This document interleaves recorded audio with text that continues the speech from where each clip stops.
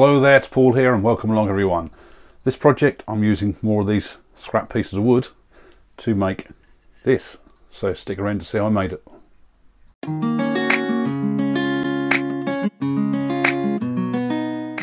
Following on from my last open segmented project, I straight away decided to have another go at this, hopefully something a little bit more complicated.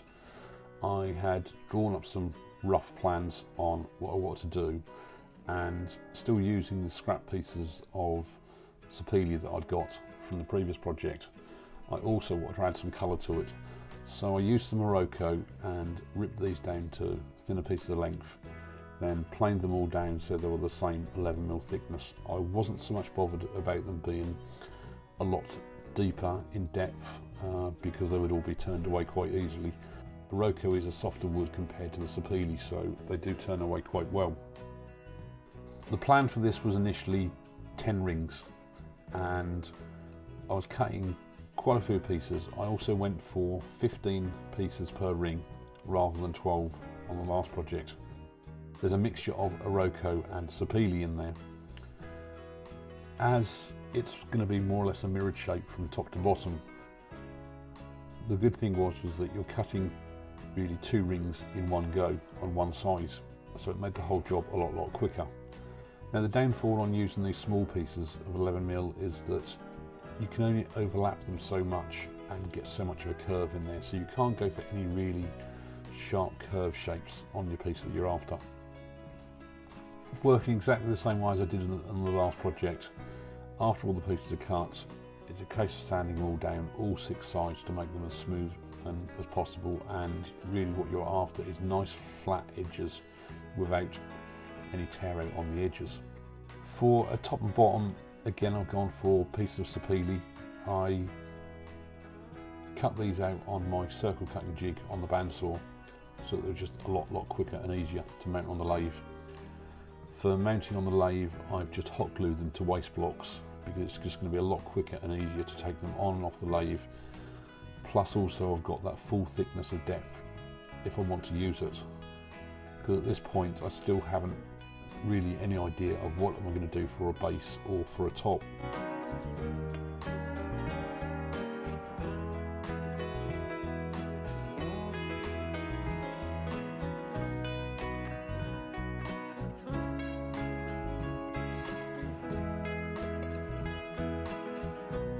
The important thing is really to make sure your surfaces are as flat as possible.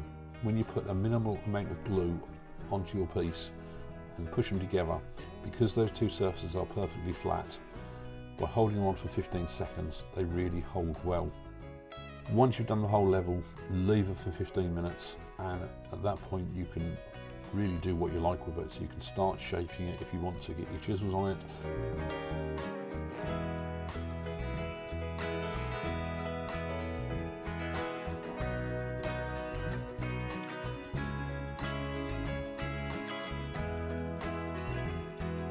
For me, I just wanted to make sure it was level again so that I could get straight onto the next layer. And I did that until I built up all the entire layers before I did any shaping.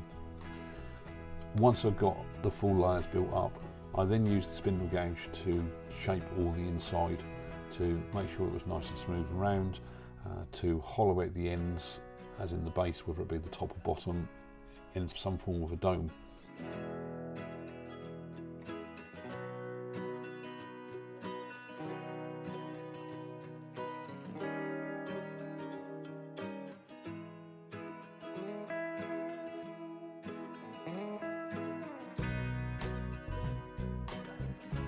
Once all that was done, put another piece of sapele block onto the lathe again.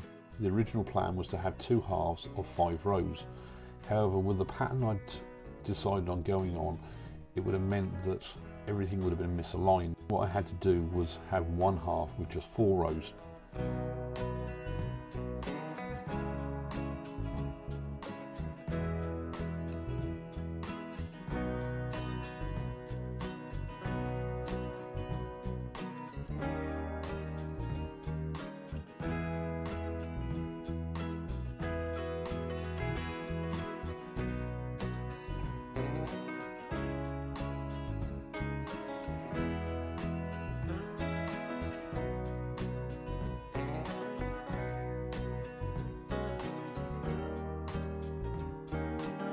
Once the two halves were complete, the internal size was really important. I didn't want any overlap of the pieces size-wise on the inside, so by carefully taking the size down and measuring carefully, I got both the internal sizes exactly the same size.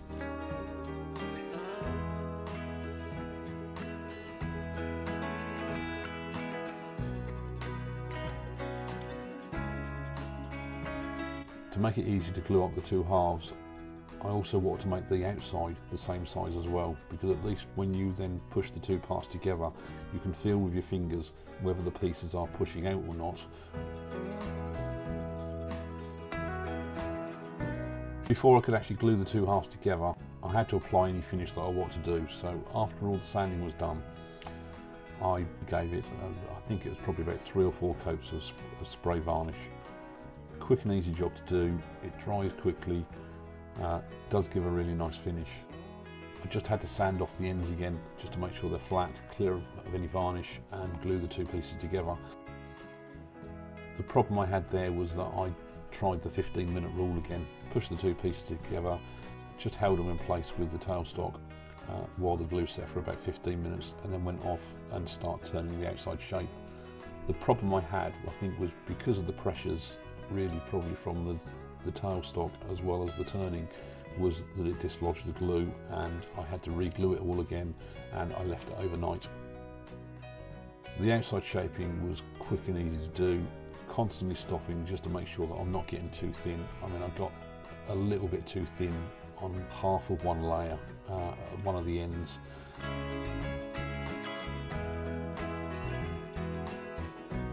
In the end, I decided to go for a closed top to have it some form of a dome shape.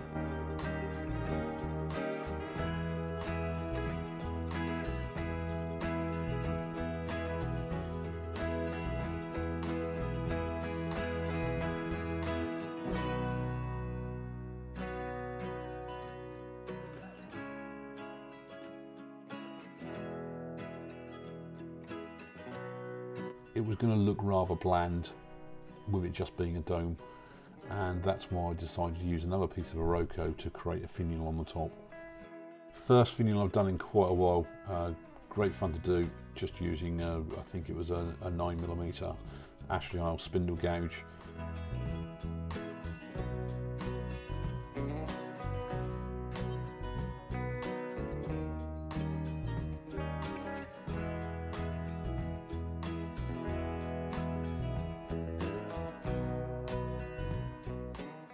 Following the last project of what looked a bit like a paper basket, instantly I knew that I wanted to just try another one of these, and I'm really pleased I did. First thing I did is I printed out some square paper like this. They're all 1cm squares, 10mm, which is roughly about the size of the pieces I was using. So I mean, they were 11mm square, and I mean, it probably doesn't show up here on the camera, but I mean, I've just got a basic outline of the shape I wanted. From there, what I did then was printed out some more finer line paper, because I needed to get down to the millimeters, and then roughly put in a wall. And I'll hold that up to camera, and hopefully you can just about see it there, what I've got. And I've got the measurements on there, really, of what size ring I needed each piece. So that was about as far as most of the planning went. Once I decided on that, I thought, well, I don't want all just the one colour. I thought I've got some Iroko which will go really nice with this. So I came up with this plan, and I'll explain in a minute where this all went wrong, but at least this gave me a basic idea of where to go. Used a couple of thick pieces of sapele for the lid and the bottom, which were hot glued onto some waste blocks, because at least that way I knew I'd got the full thickness of them to use if I wanted to. And cutting the pieces all worked as normal, nice and quick, just like any segmented project. Still lots of sanding down and all the preparation and everything, and gluing on, absolutely brilliant. 15 seconds, push on onto the next piece, leave it for 15 minutes, you can sand it flat and go on to the next piece. Now, I went by my plan here for the bottom row, which was absolutely brilliant. When I come to the next row, I found my flaw in this plan was in that, well, if you look, the segmented pieces all overlap. My squares are all on top of each other. So that was my first design change. I then had to work out how I was going to, because I'd already got the pieces cut, I'd got about 2 or 3 spare for each row. And so therefore I had only a set amount of the Iroko pieces compared to the Sapele pieces. So it was a case then how I can incorporate the whole lot in there, and I carried on building it up, no problem. Then the next thing I come across was, I think when I came to do this, what would be the centre band, was that I hadn't actually cut enough Iroko pieces. So again, I had to do another design change. So I did the whole 5 rows, then started on the other half. Put 4 rows in, copying what I'd done on the first 4 rows in there, and I suddenly realised that, well, in actual fact, if I have 10 rows, the pieces are not going to line up from top to bottom. Otherwise, I'm going to have stack segments directly on top of each other, which is what I didn't want to do. So therefore, I had to take out a row, and again, another design change. All in all, I'm really pleased with this. It wasn't really until I got probably about 3/4 through the project that I decided on that I was going to do a dome top. I had drilled holes, small holes, part the way in the top and bottom, because what I did first of all was cut these on my bandsaw jig, circle cutting jig, just to start off with some pieces, just as they were fairly true to turn on the lathe. And because of that, the bottom one I wasn't bothered so much about, because you wouldn't really see it, it's going to be underneath. The top one, initially I'd thought about turning this into some form of a bowl, have an opening at the top and do it that way. But as I went on, I thought, well, in actual fact, that where that hole is going to be ideal to probably put like a finial or something. And that's how you describe this shape, I don't know. Please do leave comments below on your thoughts of whether it be a name or a name of the shape. It's almost sort of like egg shaped with a finial on top. Tear out wise wasn't too bad. I did still have to tear off my thin strips of sandpaper just to sand through the pieces, and I think a lot of that was really just from where there was pieces of glue in there, and as you turn down, the glue gets caught a bit and it flakes away. So it was just a case of doing a little bit of a clean up around all of the sections. The wall thickness is fairly even. It's only at the very top here in the top half that it goes probably a little bit thinner.